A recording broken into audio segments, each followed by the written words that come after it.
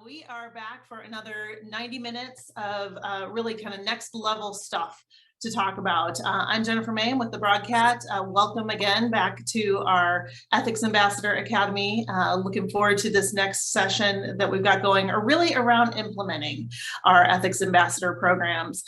So we're going to break that into three parts. We've got three great groups of presenters coming up for you. And first, we're going to turn it to training and managing. And we're going to have Tony Lynn join us again. I know she was just on a panel, so she's coming back. Great to have you back again. We've got Trisha Ryan. She's a project specialist in business ethics and compliance at Edison. And then we've also got, let me get eczema full screen there. We've got Yvonne Taryn. She is an IT senior advisor, business relationship manager with SCE.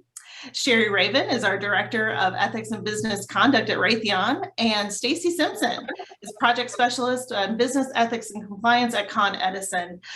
Thank you so much to all of our presenters, and I am going to turn it over, I think, to Cherie first to get us kicked off and started.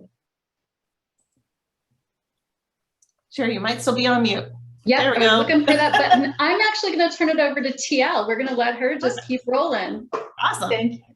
Yeah, no worries. Thank you so much, Cherie. So you should all see the slides on your screen. I'm just going to briefly go over about the structure of our program, and I know I didn't really get into much of the governance on the other side of things, but just so everyone has context about Southern California Edison. So we are an electric utility, been around for over 135 years, and we serve approximately 5 million customer accounts across a 50,000 square mile service territory. So right now we're focused on addressing wildfire risk, accelerating clean power, and strengthening and modernizing the grid.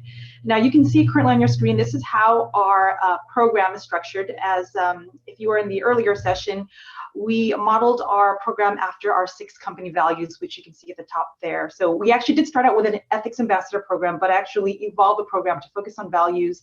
And in terms of our purpose, we really want our ambassadors to serve as a resource to educate our employees about what the values mean, what are the guiding behaviors associated with that values, and basically to be that person as they do their outreach, where employees can lean on them if they have any questions. And so, for example, we might have integrity as our featured value of the month, and so we want to educate employees on specific company policies. But in terms of our approach, we actually allocate our ambassadors based upon their work location. So we have a 1 to 175 ratio of ambassador to employee count. So we're always assessing to see how large our employee population is to adequately staff those locations. And so that's how we do that. And on the right side, you can see our ambassador responsibilities there. So serving as an outreach, really communicating on our values, reinforcing values-based behavior, and working with us as the program team. We provide them resources and tools. And the second part of it really is the OU Insights. So OU stands for our organizational unit. And so we encourage them to share best practices with others at their location, and also prepare employees for any change initiatives that might come their way. And lastly, providing feedback. So we utilize our ambassadors as a sounding board, especially if you roll out specific compliance training beforehand. We actually rolled out a Ethics at Work mobile app, and so they were our pilot users for that, to make sure that everything was in line, and if there were tweaks that needed to be made along the way, we would enhance that. So we work with them on new tools and technology before we actually roll them out across the company. So just wanted to give you a background about our program, but if you have any questions along the way, please don't hesitate to reach out. But I do want to get into the actual training and managing part of it. So Cherie, if you wouldn't mind going over to the next slide. Thank you so much. So I mentioned before, we meet with them on a monthly basis, but what we've found from them, and this is feedback that we've directly gathered from them, is that we've put together a comprehensive handbook. This is a 30+ page document that basically details everything that they should be doing, as a new ambassador or maybe as a seasoned ambassador. We work with my fellow program leads to put together specific recommended courses that we have within our our library of training. So how do you want to become a better influencer? How do you want to really manage and really be an influencer within your organization? So we have recommended online courses that they can take to really strengthen their confidence in that specific area. And then we also have a list of FAQs. So any question that they might have about the program is documented in this handbook. And we've actually gathered a lot of best practices from ambassadors and compiled them within this handbook. You can see here on the bottom left-hand side. So folks who work at our service centers, who work with folks in the field, versus folks in the corporate office, they work with the leaders at our service centers, to kind of post messaging on the boards within their buildings, and really promote who they are as an ambassador, their contact information, what they can do for employees. So that's an image sample that you can see right there as well. And then on the right side, we have our leader playbook. I mentioned earlier that leadership support is really important for ambassadors. If they feel they don't have that rapport with their leaders to kind of back them up, or even to partner to promote specific key messaging, it's really going to hinder them in their outreach. So at the start, when we do hold that introductory call with our ambassadors, we let them know, here's a guide that you can use with your leader to basically work together. Maybe you want to focus on these specific set of actions within the first month, or a second specific set of actions. So this has been really beneficial for us as a program. We piloted this resource early on with about 6 of our ambassadors just to get some feedback from them. And we tweaked the document along the way before we actually rolled it out across our 90 ambassador person network. So that's a bit on that. Next slide, Cherie. And then this is something we implemented actually this year. So our program has been in existence since 2018, but we're constantly, trying to solicit feedback from our ambassadors.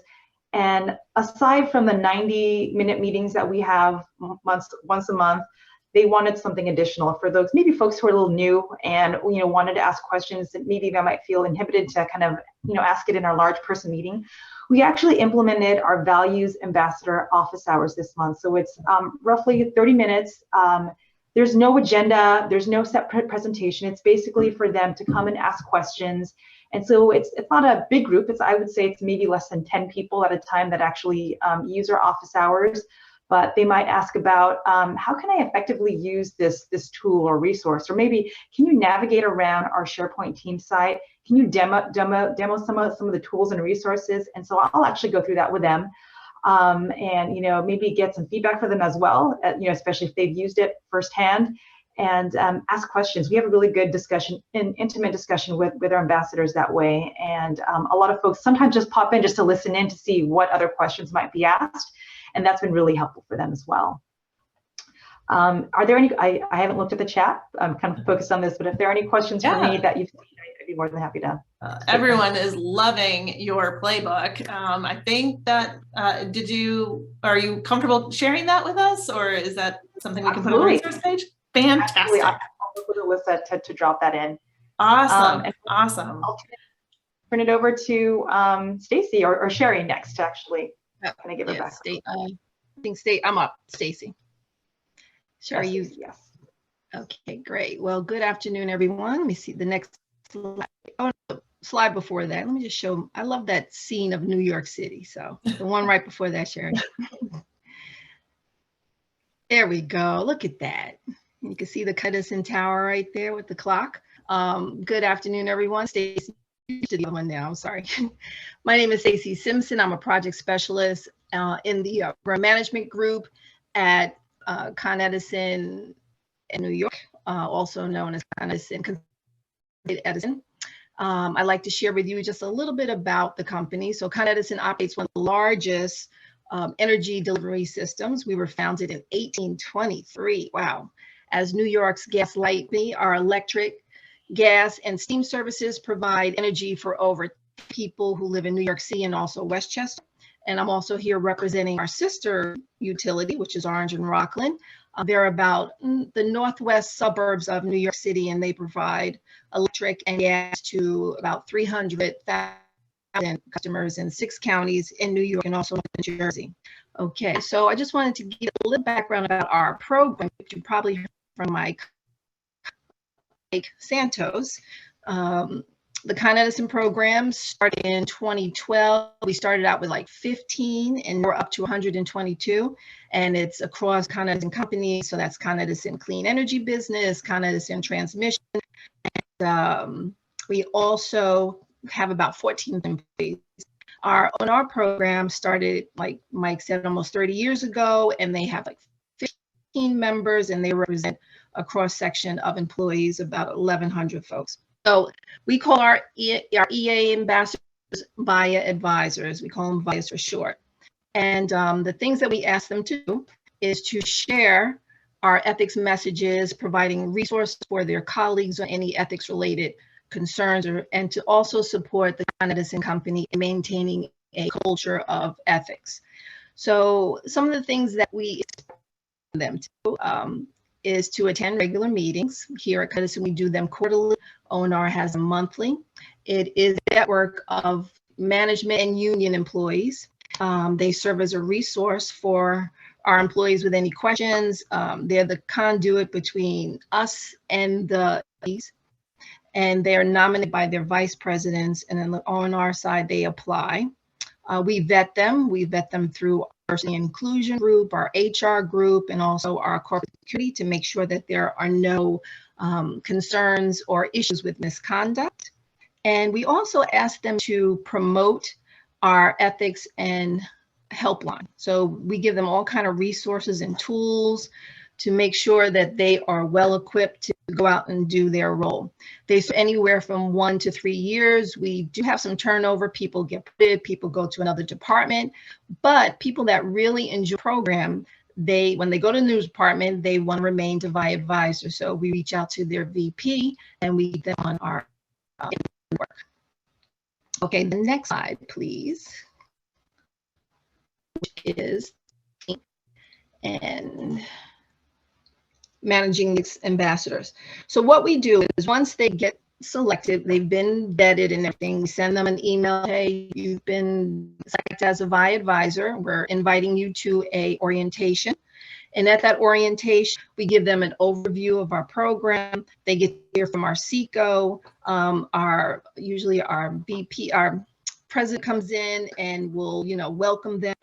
We also do exercises to kind of get them used to what it means to do business the right way at the Con Edison companies. We also show them the tools and the resources that we have because we make this as turnkey as possible for them so that, we know this is not their primary job. They have other jobs. We want them to be able to feel comfortable presenting, sharing videos, taking messages, things like that. So we set them up very well with that. We use Yammer a lot. Twice a month, we put together an X-related article, or we find videos, or we do memes, and we post it on a Yammer page that is just for the VIA advisors. The Business Ethics Council members are also have access to that. So that's an opportunity for them to kind of interact with each other, to, talk about the article, post things. And, so that has been really successful. And what they do is they share that with their colleagues. So they're able to cut and paste it. And we've gotten really good feedback with that. So that's been a good resource for us.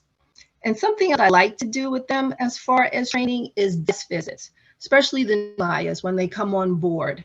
We give them a month to kind of get their feet wet and get used to things. And then I will reach out to them. The world was different. I would actually go to their location, get to see what they're, what they're dealing with, if they have challenges, sharing the messages. Some of the folks are out in the field, so they don't have access to a computer.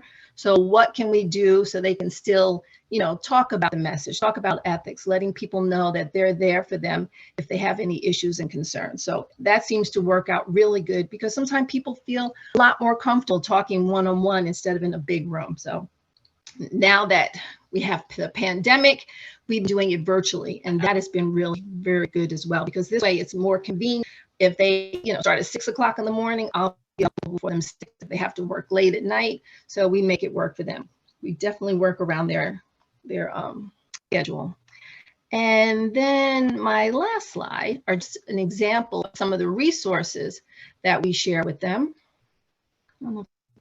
Cherie, the next one. I'm sorry, it's not, that's not in the deck. Oh, I apologize.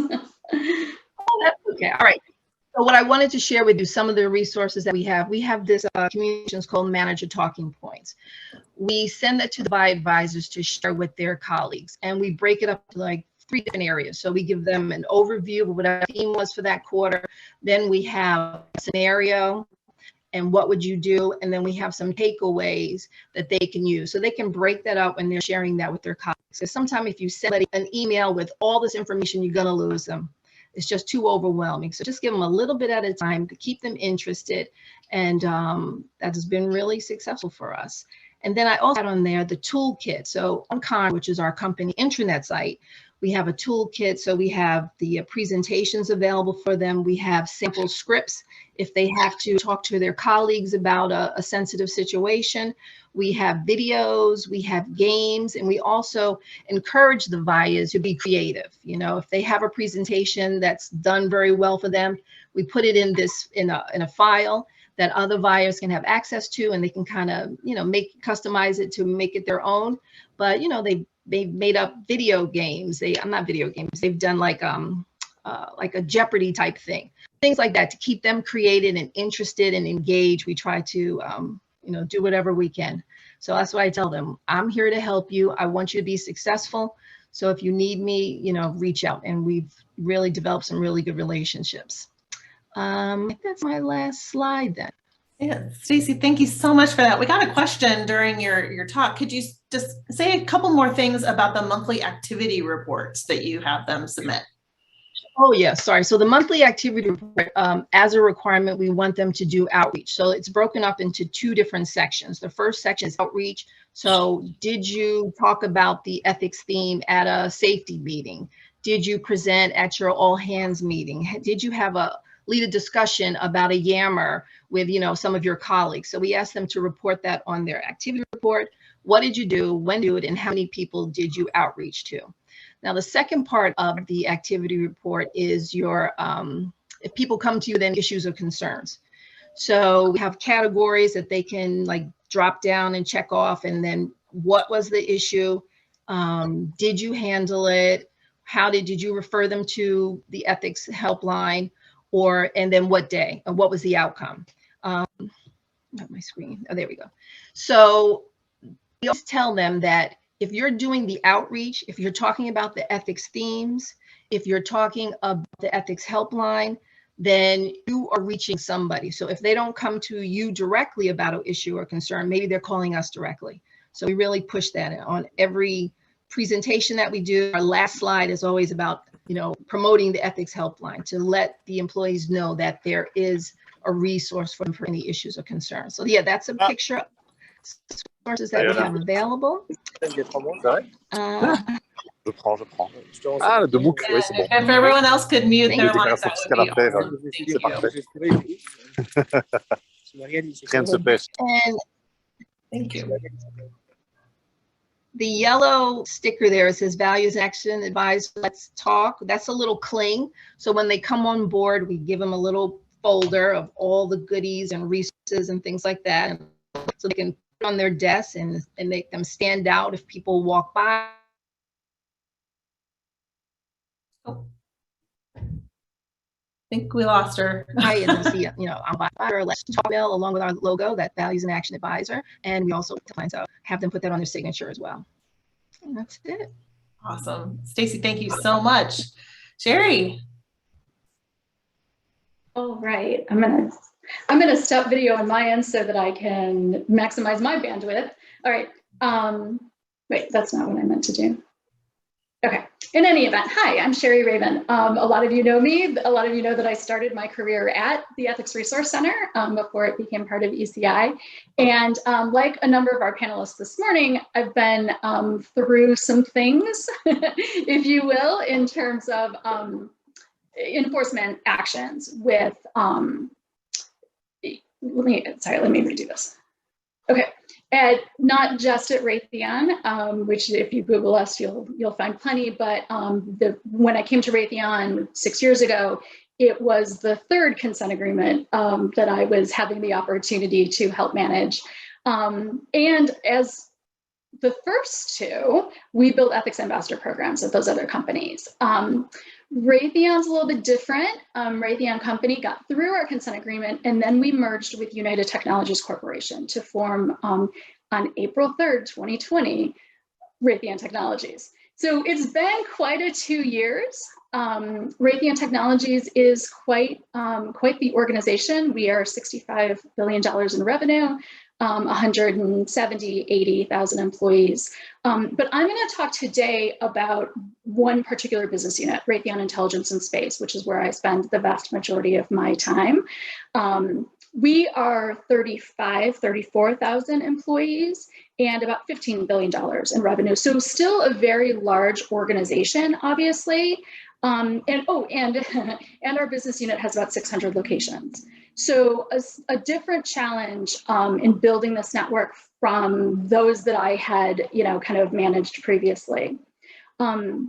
So to focus more on training and managing, and I'll get to a couple of the other, kind of questions as we go through this. We onboard our folks, kind of from a training perspective. We onboard them in, somewhat of a robust way. Their scope is to, share communication, share ethics, and compliance key messaging, and to receive concerns. As soon as we onboard them, we're going to put them on our website. So the onboarding focuses on what do you do when someone calls you, right? That's kind of the key part of their job, and frankly, the part that they're least comfortable with, right? We like to think of our ethics ambassadors as just our exemplary, our very best of the best people managers, right? They don't conduct investigations. They don't provide policy guidance outside of their day job, right? So really the new trick is you're going to listen to people as they potentially raise concerns, and you need to separate the wheat from the chaff, right? Anything that really does require an investigation, even if it's an HR investigation, if it's not part of the ambassador's day job, they're going to refer that to our team, the full-time ethics and compliance team, to handle. So training them, we onboard them. That takes between 40 minutes and an hour, depending upon the group. We keep them in pretty small groups, 3 to 5 probably people at a time, very interactive. And then monthly, we do an hour a month, and we do have compliance in our title. So we, set up a calendar for the year, which we're constantly revising based on the latest risk, right? So couple examples, privacy, antitrust, if you're not aware, is suddenly a big deal for government contractors. DOJ is all about the antitrust. And then we personally have had some press related to how we price our contracts with the US government. That's, if you're not in US government contracting, it's a whole thing. It's a whole area of regulation. And apparently we have some opportunities there. So we've been working on that. Last year, we were one of the first companies to decide that we would require all of our employees to be vaccinated for COVID. We did allow exceptions for medical or religious reasons. But as soon as the announcement was made, we coincidentally, luckily, had a hour planned with our ambassadors. We brought them together. We brought in the subject matter experts from legal and employee relations, and we had what people still refer to as the most professional conversation ever in our company about this topic, because everyone was respectful but not afraid to speak up. So we talked about the real issues and we got the real answers, and it was really refreshing. So that session, those hour sessions where we bring in SMEs to talk about whatever the topic of the month is, it also helps to raise awareness of this program and of who the ambassadors are in those functions, right? This is a brand new, this is something that we took on as part of the merger. You can imagine it's not something we did on day one. So coming into this year, going into last year, I had 9. Going into 2020, coming out of 2020, I had 9 ethics ambassadors. By the end of last year, I think I had 100, and we're now at 160, and we're starting to take some of them and give them more advanced training so that they can conduct investigations, they can provide policy guidance. So anything we can do to raise awareness of the role, given that it's brand new, we try to take advantage of. And part of that is then the ethics ambassadors do their best to take that messaging that we give them each month and share it in their organizations. We facilitate that for them and for all of the rest of our people managers by putting a single slide on whatever that topic is in a packet that we call our leader connection that we deliver to all of our people managers each month. So there is an expectation that all people managers are delivering whatever this content is. But if you're smart or lucky enough to have an ethics ambassador on your team, your ethics ambassador will have been trained in that and can deliver it. So we host those, we keep all of them outside of the packages, just the single slides, along with all of our training materials on a SharePoint. Sorry, we call everything R, fill in the blank, or we put R before everything. So we have an R SharePoint site where we post all of our training materials. We also have a handbook. Our handbook is 80 pages. TL's is much better. So I will let you, we got a little overzealous there.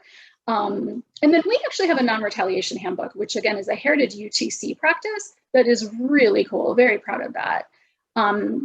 There were questions about how we handle international locations. We don't manage them directly. So like everything else, we provide them guidance or our materials, and then they adopt them as they see fit. I think I'm running over on time here, so I'm going to quickly say from a management perspective, it's an ongoing, constant thing, kind of like we referred to earlier, good and bad, right? Regular communication with their supervisors, and we do expect them to maintain an on-target rating. Awesome. This has just been tremendous. I think we've got a couple of minutes, and I do want to pull on a thread that was asked in the chat. And Cherie, why don't you start? Since I think you really brought home a point that's really interesting one about having real issues brought up, having great conversations with your team. These are real development opportunities, I think, to have folks participate in your ambassadors program. Do you involve other types of enrichment or professional development as part of the training and work that you do to bring your ambassadors along? That is a great idea. I can't say that we do. We try to minimize the kind of, I use the word on the slide, disruption, right? We want to keep their time commitment to a minimum. So we don't, but I think that would be brilliant. I may have to adopt that. I thought it was a great idea. Tony, Lynn, or Stacy, do you have anything you want to add to that? Yeah, Sure, actually, we have. Oh, go ahead. Tony, Lynn. Y'all hear me? Yep. Go ahead, Tony. Okay.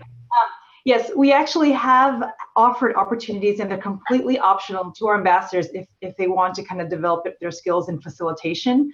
So we actually had someone from HR come to us and wanted to see if our ambassadors were interested in the new hire onboarding process to basically, facilitate those sessions with our new employees who have come in. And so they know that they're already out there doing their outreach as a part of their role, and so this is kind of promoted as a development opportunity to really use their facilitation skills and welcome new employees. And so we've had groups that have come to us in that regard and offered this opportunity to them, and a few of them have actually taken it on. But like Cherie mentioned before, bandwidth might be an issue, and so it's there on the table if they would choose to do so. Awesome. Mm-hmm. And I like to add, so what we have, like I said, we have quarterly meetings. So usually in our last quarter meeting, we bring in an outsider that will teach them some development. It has to develop opportunities for them. So teaching them about presentations, about nonverbal communication, about how to deal with difficult people. So not only can they sit in their role as a VI advisor, but they can use it in their personal life and in their regular job. And then we also bring in other organizations in our company that will come in and talk about he is doing. So the SMEs on that. So this gives them an opportunity to be up close and ask questions and kind of get a heads up on things that are coming down the pike in the company. Awesome. Thank you so much, Tony Lynn, Cherie, Stacy, for all of your thoughts and for sharing this information on training and managing your ambassadors. We would love to continue this conversation. We've got some great questions that are still in the chat. So some of these presenters are going to be able to come back at the end of the day. So don't miss out on that. And definitely keep those questions coming in as we're continuing to move on. So our next part of this segment for today is talking a little bit about incentivizing and engagement with our ambassadors. And so we've got a great group that's going to be joining us for that. We've got Jaycee Dempsey. She's the Director of Customer Success at Broadcat and my colleague. We've also got Karen Galeazzi. She's a specialist in ethics and business standards at Orange and Rockland Utilities. Shanon Harmon is coming back for another session today. Shanon, well, good to see you back again from SCE. Brianna Rice, also another Broadcat, is joining us. She's our Customer Success Manager. And we have Savannah Smith joining us from USAA. She's an Ethics Advisor. And I am going to pull up their slide deck for them and get them going here. And share my screen. Okay. All right, 1 second. Jaycee, can you turn on your video so I can spotlight you? I am literally sitting in my car on the side of the highway. That is why my camera is not on. So I'm sorry about that. That is okay. I think, all right, if I can get some thumbs up from presenters, are we seeing the slides? All right, great. Okay, well, I will let the group pick it off. Jaycee, is that to you first? Sure, I can kick us off. I think, the end of the first part was a really great segue into engaging and incentivizing your ethics ambassadors, because a lot of it is providing those training opportunities. But, before you even jump into that, I think the number one thing we need to all think about is that onboarding process and making sure we've got everything very clear and concise from the get-go. So not only your ambassadors fully understand what will be expected from them and what you're asking and what it's all about and the opportunities that are available and the benefits, but also your managers know what they need to do to support your ambassadors. And I think our first slide starts to dive into that. So I don't want to take away some other thoughts on that. But I know, when I started a program off, we really took a lot of effort into the planning phase. And I think that's number one, is really getting your planning and organizing up front instead of, we're just going to get this out there into the world. And there's definitely totally understand that attitude and when going to kickstart your program. But, laying the groundwork, just like a compliance program, is really pivotal to having a successful ethics ambassador program. Awesome. And I would love to hear some of the thoughts. I mean, I could talk about this all day long, but I want to hear some thoughts from, some of the other panelists on ways that they have been engaging, empowering and in keeping their ethics ambassadors. And I think when we jump into the next slide, which starts off with, engaging your ambassadors and really getting them starting off on the right foot, those are the things that we can really sink our teeth into. I think that's great, Jaycee. Let's go ahead and start there. So, hey, Karen, can you kick us off a little bit and talk a little bit about how you engage your ambassadors? Karen, I think we might have you on mute still. The fact that our Ethics Council members are volunteers sort of indicates that their interest in the ethics program is already there. We are different from like our Con Ed, as sistership there. They are assigned or volunteered by their VPs. So, but for our council members, they have an interest in it. They believe in the process and they want to learn more about it. So it's kind of easy in that regard. They do enjoy it. We meet about once a month. Actually, we do meet once a month for about 2 hours little less. And twice a year, we have them come up to our company's conference center, which is a lovely place in the middle of nowhere, for a whole day meeting. And they enjoy that. And we feed them really well. And it's really a nice day out. And we get speakers, and we also invite some people from the VIA committees over at Con Ed, and they enjoy it as well. And that's pretty much how we start. We engage them also by, when they first come on, once they're approved, of course, they're vetted. We also discuss them with our other members who are already current to see if they would be a good fit. In other words, we need people who can speak to others, who will listen well, that get along with people. That's important. And then we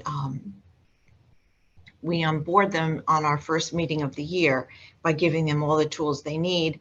But mostly they do not do investigations. They are really a resource for us to get our message across to other employees. Wonderful. That's awesome. Savannah, can you tell us a little bit about your onboarding and engaging process too? Yes, and so we're kind of the opposite of Karen. So our ethics facilitators are voluntold. So their leaders tell them that this is part of their all other duties as assigned. But what is really awesome is it comes from the highest leadership of their line of business. So our ethics facilitators, it's kind of like an honor to be chosen, because everyone out of your business, you were chosen. So we really go at it at like, you were chosen because your leadership has faith in your skills. They think that you embody our mission. At USAA, we are a mission-driven company. We serve our military community. That's something that is really like the core of who we are, which lends itself well to the ethics office because that's what we're here for. So we bring our ethics facilitators. We have about 34 of them. We onboard them individually. So once they're selected, we set up about an hour with them to walk them through the ethics program. If they have any questions, most of the time they're pretty aware of what we do, which is good. And so we can just bring them up to speed on how they can augment the work that we do with their areas. Same with us. They don't do investigations. I make that very clear to them. We don't want them doing that. So they're really there to just augment and spread communication, but also be a resource.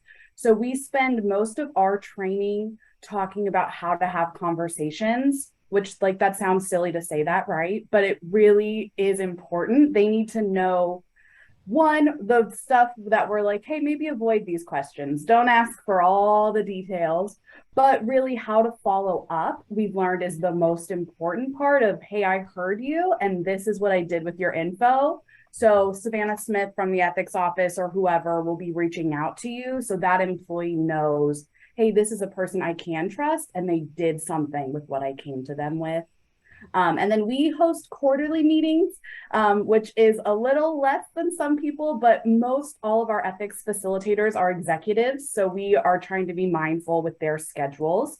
So during those quarterly meetings, we also will do scenarios. So if an employee came to you with this, what would you do? We also will have our facilitators lead scenarios of an employee came to me with this, and this is what I did, but what would the rest of you have done? And those are really effective. I've learned the less I'm talking in our quarterly meetings, the better. And really getting our facilitators to learn from each other because they're the ones who are in those roles. And I can tell them all day as an ethics advisor, here's what you should do, but really it's more beneficial for them to hear, well, here's what I did in my ethics facilitator role and learn from someone who's in the same spot as them. That's great. That's great. Shanon, anything extra you want to talk about with engaging our ambassadors? Yeah, of course. Thanks, Jennifer. Hello, everyone. So within Southern California Edison, we do quite a bit around engaging and incentivizing our values ambassadors, what we call them.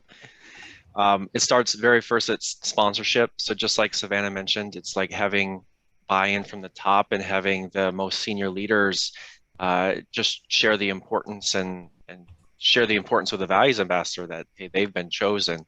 So in the case we have a voluntary program, so they can opt in once they've been vetted and selected for the program. And then we also have a leader playbook. And the purpose of this tool is, and we heard this early on with feedback, and we know the importance of it, but how do the values ambassadors engage their leaders in conversations around the values and the work environment? So what we did is we put together a leader playbook, which allows them to start with some structure around a conversation with their direct leader and their leadership in their work locations around developing an action plan, around reinforcing the values. And then just similar to Karen, we have a monthly meeting where it's between 90 minutes and 2 hours for the values ambassadors to all sign in. It's a virtual meeting. We used to hold them, we actually used to rotate facilities as well as have a portion of them virtual as well as a portion of them in person. So I think that worked really well. And then when we went to mostly teleworking, then the meetings became completely virtual. But in those meetings, we invite speakers across the company that are engaged in either a cultural transformation effort and or to speak about the value of the month, which we adopted across the company actually, that we now have a value of the month, and it's become very popular in discussion, even employees outside of the program. And so they can talk about the value of the month as well as how their work connects to the value of the month of our 6 corporate values. And we also bring in guest speakers on different change related initiatives. So if we're trying to roll out something, we have speakers come in and talk about the change and provide them, the values ambassadors, a set of key messages and engagement items for them to go and talk to their peers, talk to their leadership, and we follow up on those engagement items the following month to see how those conversations went.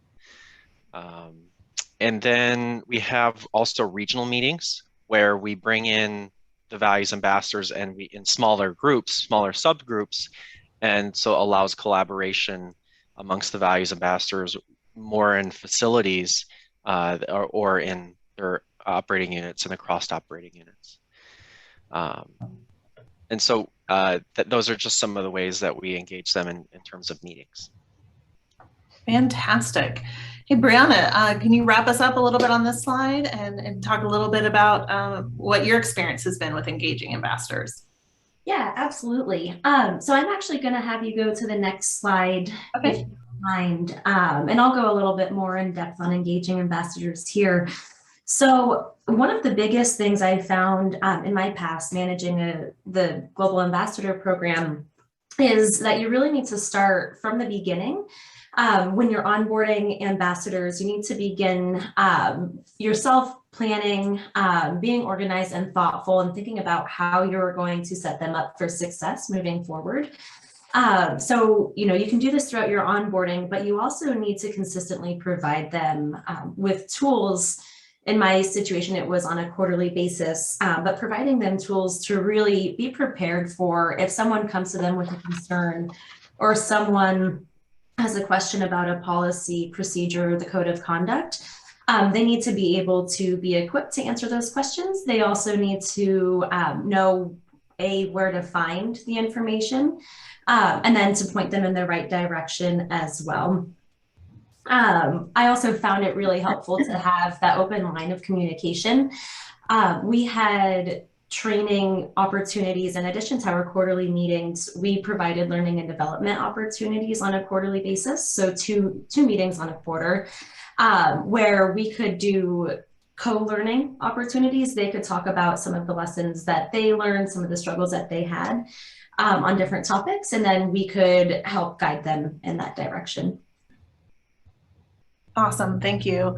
We've got a great question that just came in that's very much in line with this topic of empowering. And how do you draw that line between that ethics and compliance team's accountabilities and the responsibilities and what you want your ambassadors doing. Savannah, would you have a couple thoughts on that to share? Yeah, I think that's a great question. And it's one that we spent a lot of time thinking about. Our rule of thumb is if you need to give ethics advice, you need to hand them off to the ethics office. If you can read the answer from a policy, go for it. But if it goes beyond, oh, the policy here says ABC, we want you to come to the ethics office. And one of the ways that we want our ethics facilitators to feel empowered is we tell them we're doing this to protect you. So we're not doing this to take away you as an employee giving advice. We're doing this to protect you. Let the ethics office give the advice because we've been trained in that. So that's where we draw the line is once advice is given, it should not be the facilitators anymore. Great point. Karen and Shannon, yeah. Go ahead, Shannon, and then we'll have Karen jump in. Yeah, I can jump in here. And we have a couple internal organizations that the values ambassadors kind of bump up against or could potentially have overlap. Not only the ethics, ethics and compliance team, but we also have an employee outreach team and the HR employee relations teams, right? So it kind of bumps up against some of those. And where we drew the line is that they are, in our outreach, they are a liaison to those teams. They're not the subject matter experts, but what we want to do is equip the ambassadors with who are those people to reach out to, who are the organizations, and why would you reach out to them? And so when they're having conversations with their peers, they're equipped with, oh, I know who to contact. And so they're equipped with, okay, that's exactly what this is the issue. You would go see this person. So they can either direct the employee to those people in those teams, or they can accompany them or be a spokesperson on behalf of the employee. Fantastic. Karen?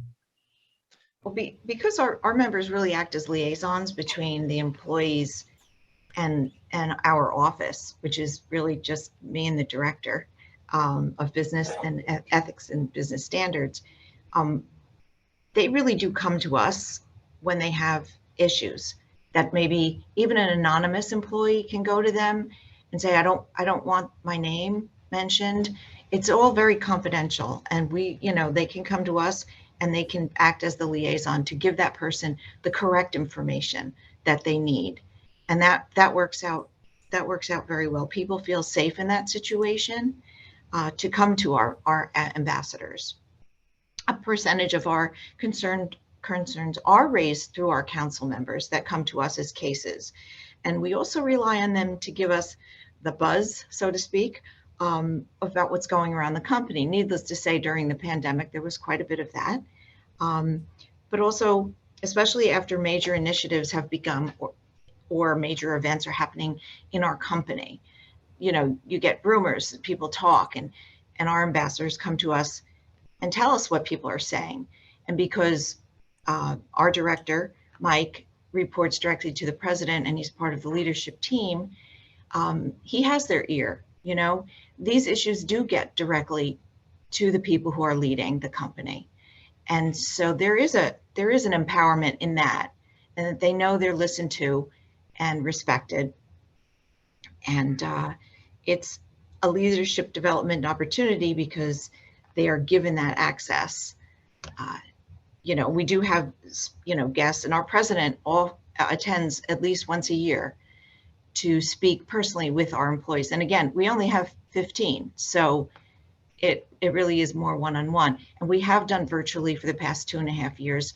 We just met in person for really the first time, and we made it an all-day meeting at our conference center, which everyone enjoyed. And we get a lot of attendance. There's a camaraderie in the group that makes them feel very comfortable with each other.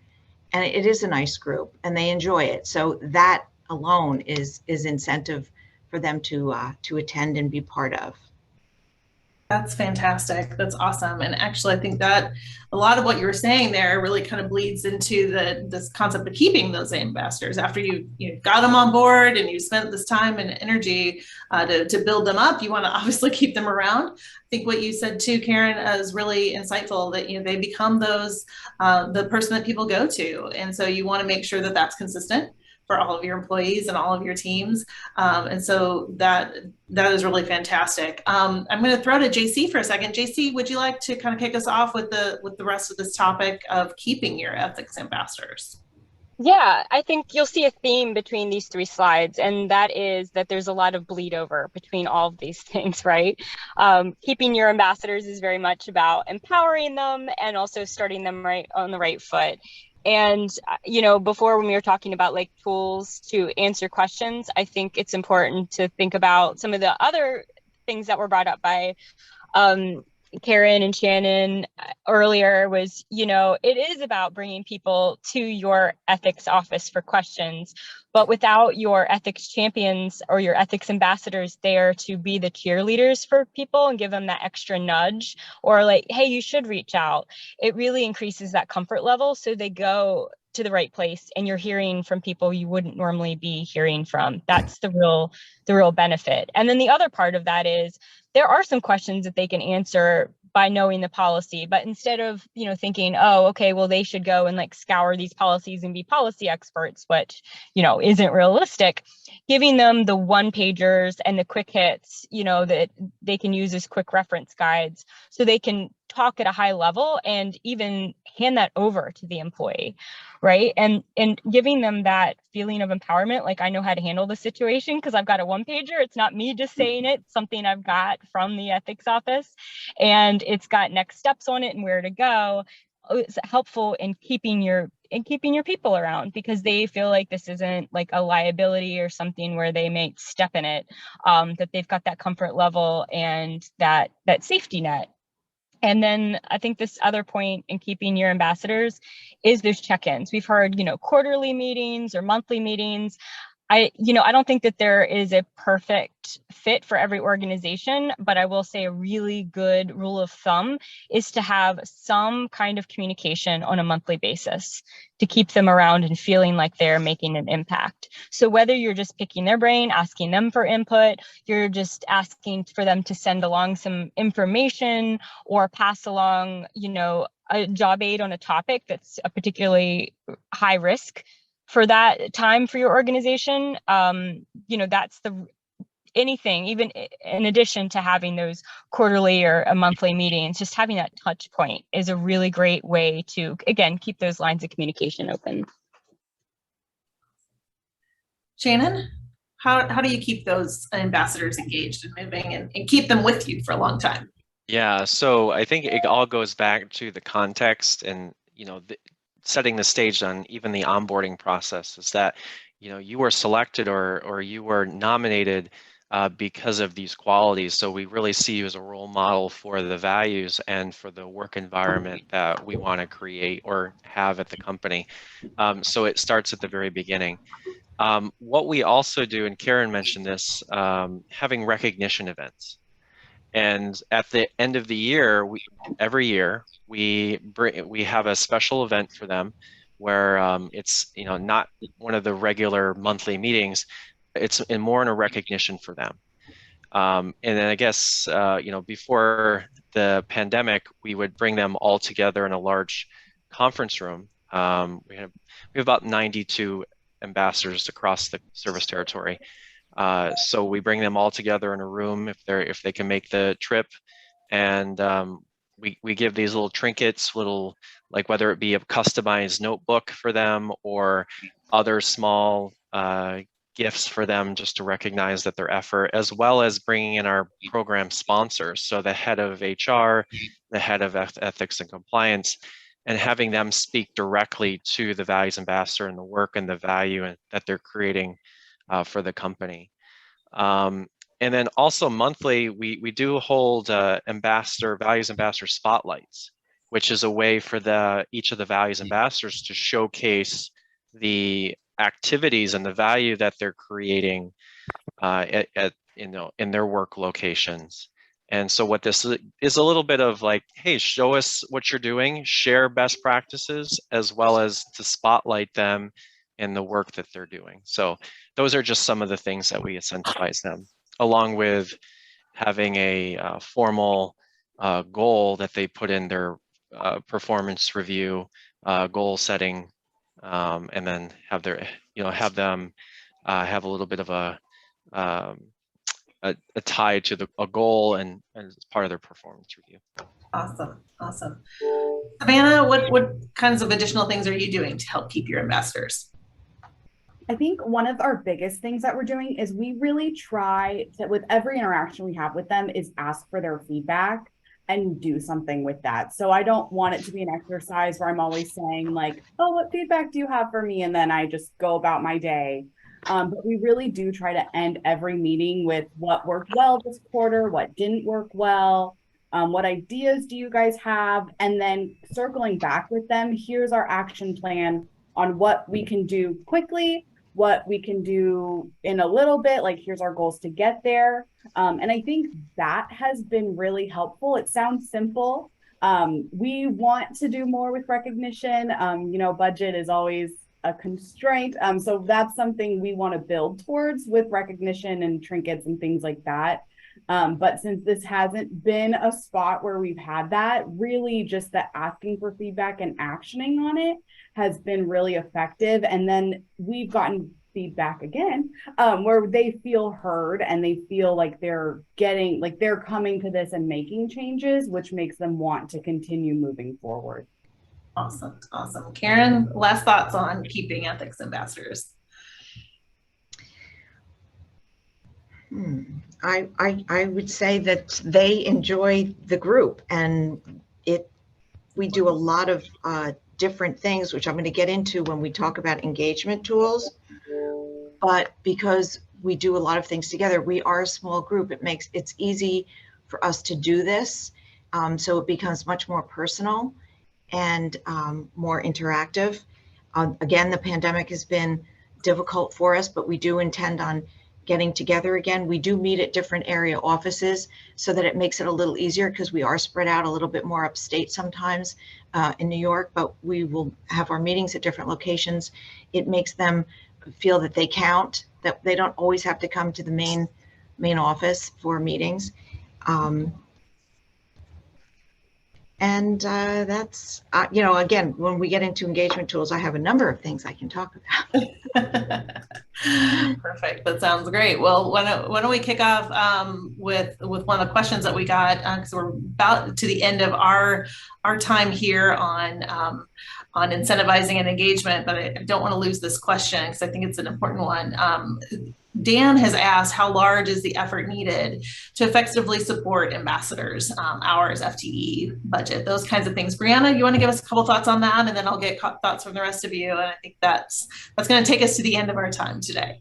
Yeah, absolutely. So I think the simplest answer, and probably not the one you're looking for, is it really depends on your organization and what you're hoping for your ambassador program to accomplish. In my former role, I was purely responsible essentially for managing the ethics ambassadors. So I would say close to 75% of my time. But one thing to remember is, along with managing your ethics ambassadors, it's not as simple as that, right? That also includes creating materials, PowerPoints, communications. For myself, I was in a global organization, so translating those materials.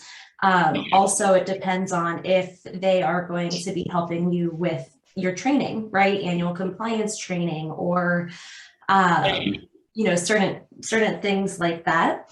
So I would say in a smaller organization, it really might not be too much time, 20 to 30%, but ultimately it depends on what the role is that you're hoping. Anyone else have thoughts on that? Yeah, just quickly, I'll make it brief too. So when we first developed the program, there were 3 of us, also then including our program director, that really designed the program, kicked it off, did the change management awareness. But that has grown since then. So there are about 7 of us that are on the program team now. But we at Edison, Southern California Edison, we have roughly about 12,000 employees. So we have 92 values ambassadors. So you know, everything Brianna mentioned: communications, developing, preparing for monthly meetings, holding and facilitating meetings. So it does take roughly about 15 to 20% across the program team members' time. Fantastic. Well, thank you so much to our group of presenters. This has been a wonderful session. Awesome conversation. We've got, again, more questions than we were able to get to. So definitely know I'm going to have some of these presenters back at the end of the day. So don't forget, for those of you listening out there, if your question didn't get answered, come on back at the end of the day. We're going to come back to a lot of these points. But I just want to thank Karen and Savannah and Shanon and Brianna and Jaycee in the car. Jaycee, you're a rock star. Thank you so much for joining us today to talk a little bit about this. And we're going to switch gears to wrap up this part of the afternoon to talk a little bit more in depth about measuring our programs and making sure that we've got good metrics for success and using those to help us really make that impact.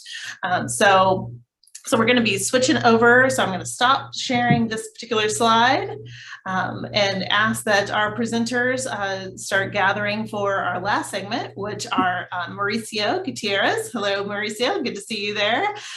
He is a change management and organizational effectiveness for Southern California Edison.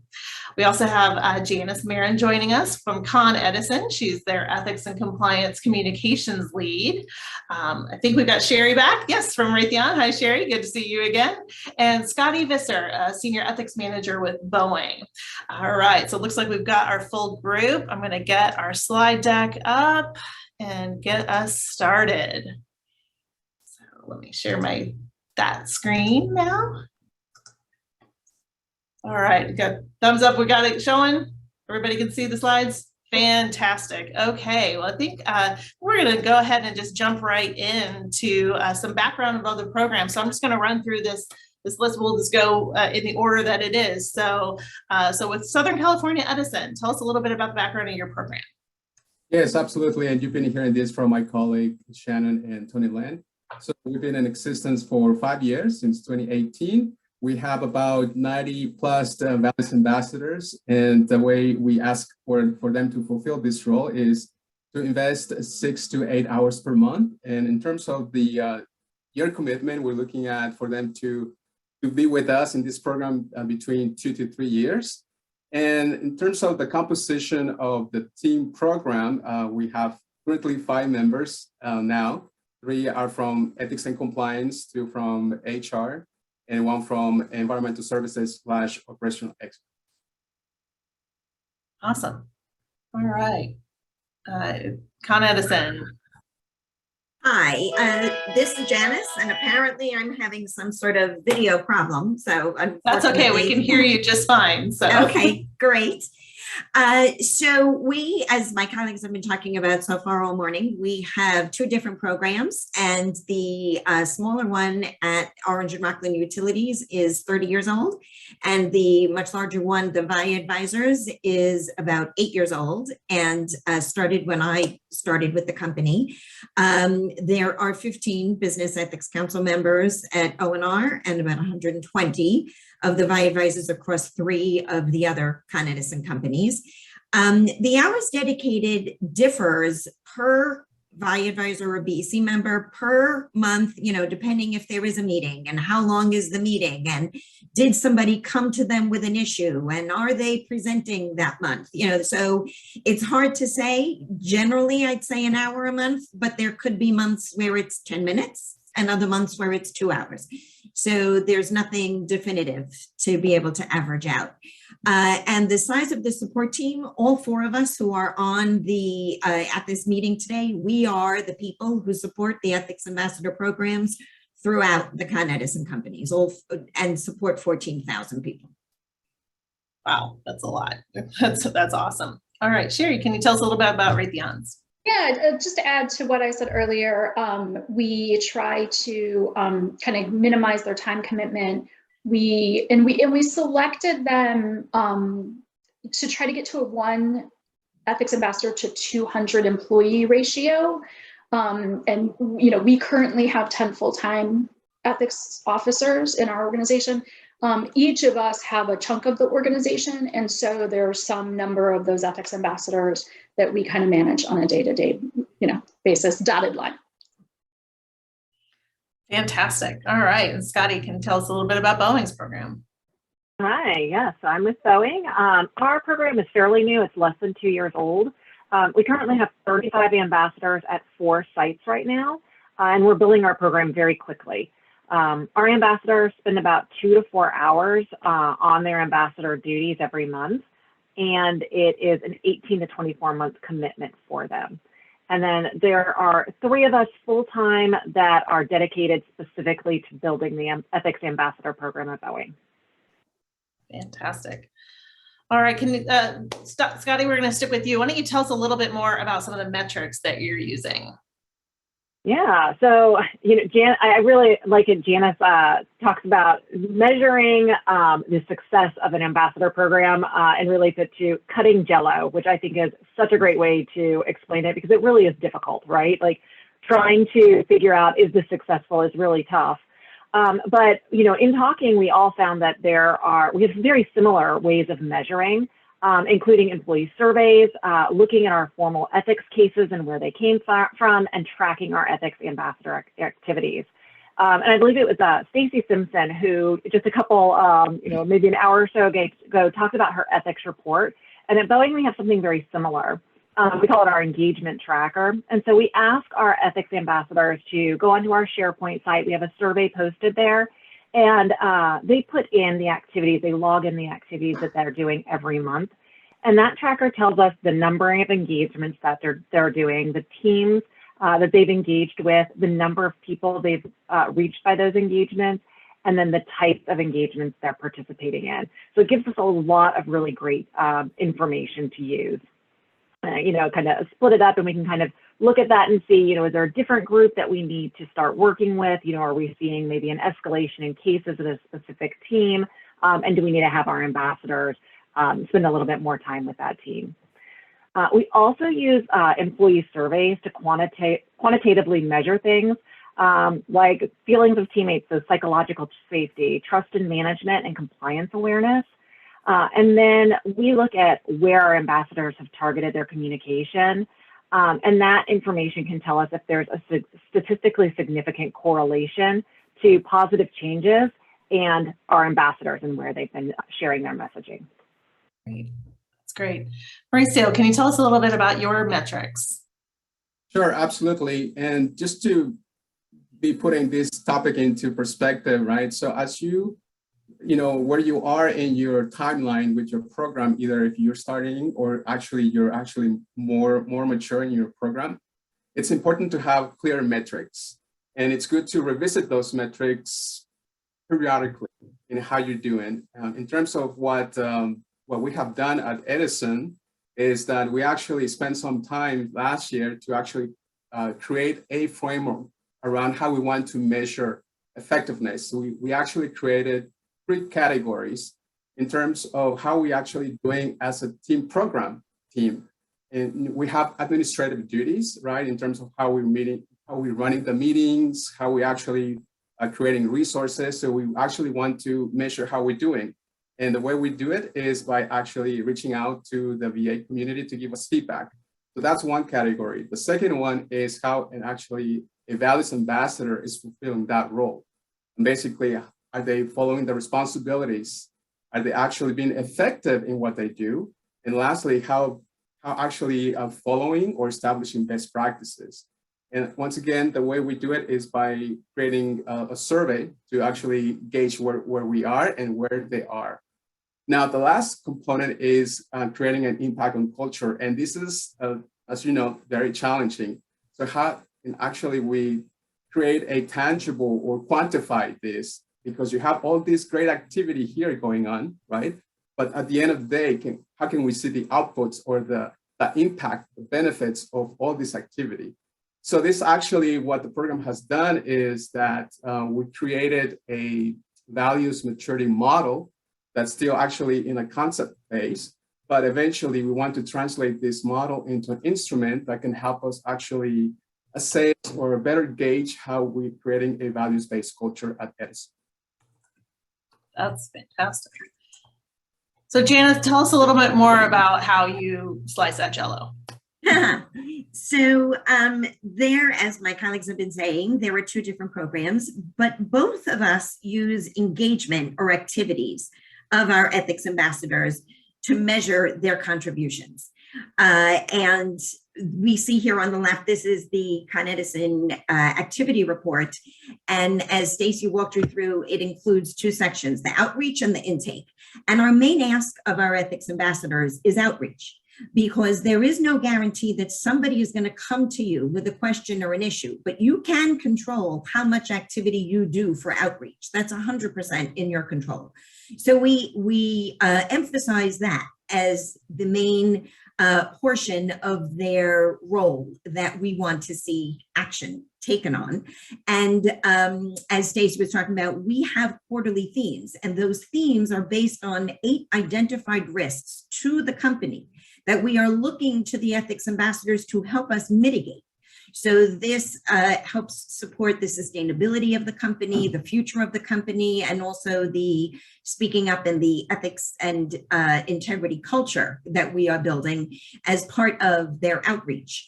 And the intake is the list of items you see here in the forefront, the issues and concerns. Those are based on our case management system, so that when VI advisors are putting their list of intake together, we can take their activity, put it into our case management system, along with all the other reports to the ethics helpline or the business ethics and compliance group, and also be able to quantify the number of reports to the helpline or BEC that came from our ethics ambassadors. So when we slice the pie of who contacted the ethics helpline, we have a section included for our ethics ambassadors. So we quantify in that regard as well. And with O&R being a smaller group, they know what their individuals, what their ethics ambassadors are doing. So they don't have a formalized report to be able to go out to them. We also rely on feedback and any buzz or discussions that are shared at our meetings. That's where a lot of times they come to us and they bring very helpful information. They share feedback on the program. All those different pieces help us to get a better idea of how they're doing, as well as how we're doing with them. We also have a subgroup of our VIA advisors called the VIA Advisor Advisory Council. So there's a lot of advisors in there. And they are a subset of ethics ambassadors who have volunteered to participate in this sort of little focus group that goes on within the ethics advisors. They are a sounding board, they're beta testers, and they also have regularly scheduled meetings with Stacy to provide additional feedback on anything that's on their mind in a smaller group, and it creates an even more intimate community within the 120 ethics ambassadors that we have there. We also take a look at meeting attendance, and we track that as well.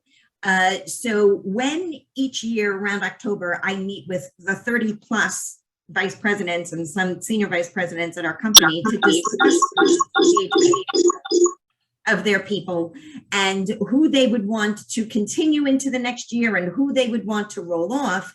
We create summaries of the activity reports that we received from the full year from the ethics ambassadors, and we can see trends within the year. We can see trends year over year. If their involvement has decreased, then that lets us know they might be getting tired of being in this role, even though we ask for a 1 to 3 year commitment. There are some who want to stay longer, and there are some who want to get off quicker. It depends on the individual and whether this is meant for them. So included in this summary that is discussed with their vice presidents is also, are they attending meetings? So if they're not doing anything, clearly, let's roll this person off. They don't want to be here. And whether voluntold or not, it's not working. You know, let's go find somebody who does want to do it, and then nominate them to do it. And then finally, we also look at employee surveys. We include questions in our employee surveys about the end results of what ethics and compliance is trying to communicate to employees. Does everybody know all the resources available to them to raise their hand about an ethics related issue? Would they feel comfortable about speaking up on an ethics related issue? And that's not directly attributed to the ethics ambassadors, because the ethics ambassadors are a piece of the larger pie of what we are providing from an ethics and compliance perspective, but they definitely get some of the kudos of the work that is achieved when we do get the responses back from employees. That's awesome. That is awesome. I do want to keep talking about metrics. And so Cherie, can you kind of tell us how some of your metrics that you gather, if there's any additional you want to add there, but that also help you to drive what does success look like for you? Yeah, I think we've got a lot of consistency there, and it's a great segue. Because, you know, Janice's analogy of slicing Jell-O, I think, you know, at least I maybe first heard from this perspective, right? That success of the ambassador program looks like success of an effective ethics and compliance program, right? So really we're using, you know, while we have some specific measurements around the individual ambassadors and their contributions and their effectiveness, success ultimately looks like an effective program and all of those same measurements through surveys and all of that sort of thing. I just want to add, since I feel like everybody already went through it, that we try to be thoughtful. You know, I think the panel this morning made the point of not all parts of the organization are the same. And we tend at, you know, kind of corporate headquarters functions to roll out KPIs and a data model of, you know, what metrics we want to look at. And that doesn't always give us the flexibility to really dive into what might be a little bit unique in this situation. So in addition to having those things, we also try to really thoughtfully step back from the data, right? We gather all of the employee surveys and the helpline data and feedback on training being completed and all of those sorts of things, and, you know, slicing and dicing all of those things, but also be thoughtful about what are the demographics of this group? What are their unique challenges? What market may they be in that may be different from the other parts of the organization? And add that kind of flavoring to the yardstick that we use. That is great. Scotty, what else would you add to what does success look like for you? Cherie said it so well. You know, I think that, you know, obviously compliance is number one, that psychological safety of our teammates, knowing that they have some place to speak up, they can speak up, they feel comfortable in doing so. Those are really the two main things. And I love that Cherie was talking about the metrics. You know, we talked about those quantitative metrics that are so important, that help us guide us in the direction that we need to go. But it's also about those qualitative metrics, sitting down and having those conversations. What's going well? What's not going well? What are we missing? What, you know, here, and we show our metrics to our ambassadors quite often and ask them, does this really tell the story? And gather that feedback from them to help us understand what are those metrics maybe not telling us, and what more do we need to do. That is fantastic. That is fantastic. So Janice, can you talk to us a little bit about how your ambassadors, you know, they're making a huge impact. Obviously, they're a huge part. I think if there's no other message that we've gotten from the whole day today is ambassadors are so important and they're so great, and they're making an enormous impact on programs that have them either brand new or fully matured. So what are ambassadors doing, do you think, to make an impact on your organization? Sure. So the ethics ambassadors are conduits between the ethics and compliance group and employees across 14,000 people. And we are very dispersed in terms of locations and different work hours and different access to technology for messaging.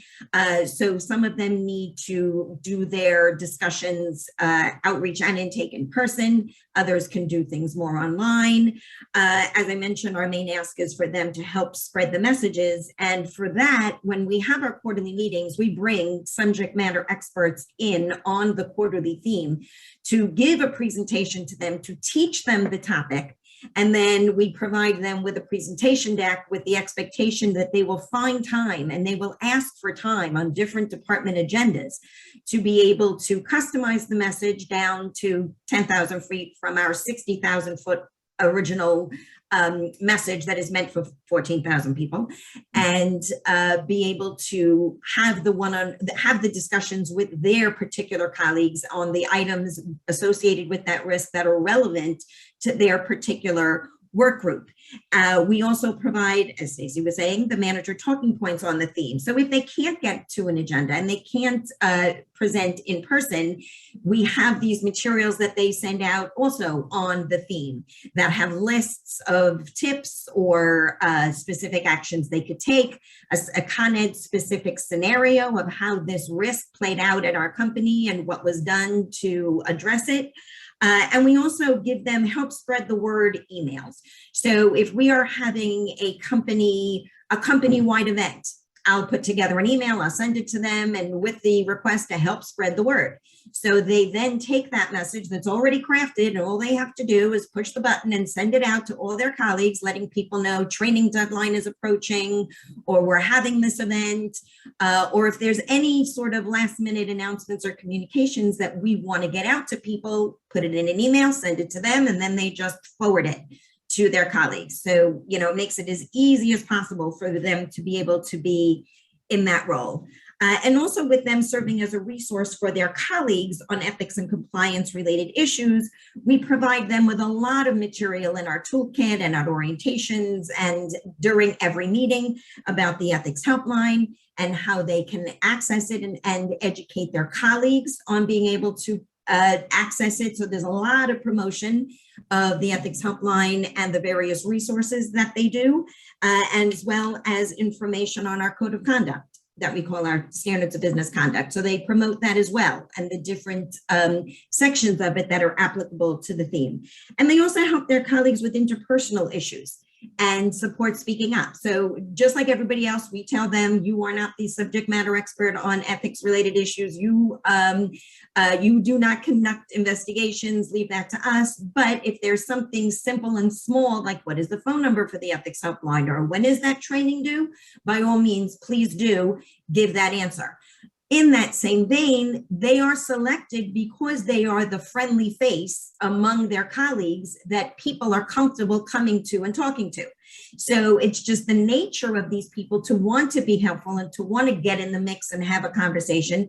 So we do provide them guidance on having conversations with colleagues, what they can say, what they can't say, what to avoid promising. We don't promise anybody this is a secret. Anything you tell me won't go beyond me, because that's not a good thing to say. But most people don't know that. So we educate them on a lot of different ways that they can have those conversations and still be able to help their colleagues with interpersonal issues. Fantastic. That's fantastic. Yeah. Maurizio, what are you doing at Southern California Edison? What are your ambassadors doing to really make that impact? Yes, there's actually a lot of parallels in what Janice was describing with our values ambassadors. They actually change agents in a way where they're actually sharing key messages to the work locations that they're in. And not just, it's one way, but also the values ambassadors can actually be a way to collect information and relate this information back to a particular PMO or project team, right? So let's say the re-entry, we actually experienced that. And we wanted to know more information how this re-entry experience went for you and for others. So that's actually a good opportunity to hear from them and to hear from their work locations. And we can relate this information back to the re-entry PMO, for example. So change agents are actually part of the responsibility of the VA. Other is that just to expand on what Janice was saying about being there and being approachable, right, for someone in a particular location. So Johnny might, let's say, see some observations from his manager that this person is not living the value. So there's an opportunity for Johnny to approach the VA and to have a conversation in the VA to actually provide those resources, that guidance to Johnny. So actually it creates a positive work environment. Now, something that I want to highlight that the VAs are not trained to be professionals in, let's say, in employee relations or any of those employee dynamics that are negative. And this is why they can contact the right resource for let's say ER to contact Johnny, or to provide that number, right, to call the helpline or particular resource. And one more thing is that actually Tony Lynn emphasized this, and I want to just highlight this again, is that partnership with those leaders. So the VA, for them to actually make significant progress in promoting the values, is to establish and foster those relationships with leadership in that particular department or work location. That way, whenever there's that relationship, now the door is open for the VA to fulfill the role and actually to promote the values and to actually work with the leader. And so basically, whenever they have, let's say, a department staff meeting, there's a space that people can engage and they learn more about promoting the values. That's fantastic. That's awesome. What an amazing set of information today. And this has been so great. I want to get to one last kind of overarching question and I hear from all of you. Cherie, I'm going to start with you. Tell us a little bit about, call it program evolution, but how do you just know when you need to change something? There was a question in the chat actually about getting feedback from the ambassadors, and we constantly are. Are we surveying them? Maybe once, maybe twice a year, yeah.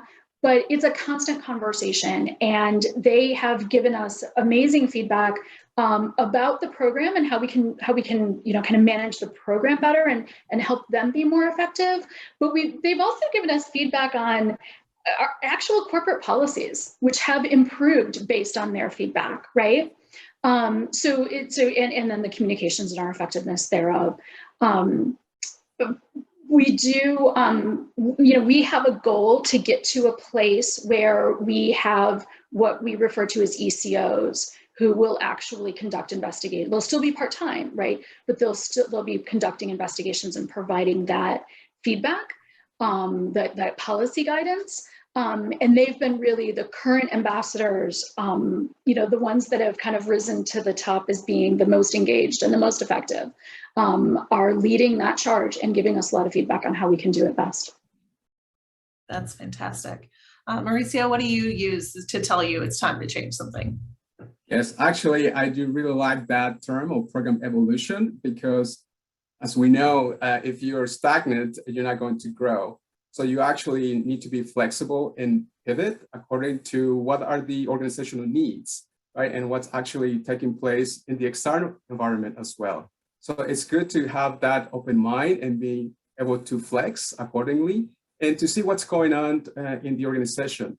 For example, at Edison, we're looking at efforts on the safety side. We have diversity, equity and inclusion, operational excellence.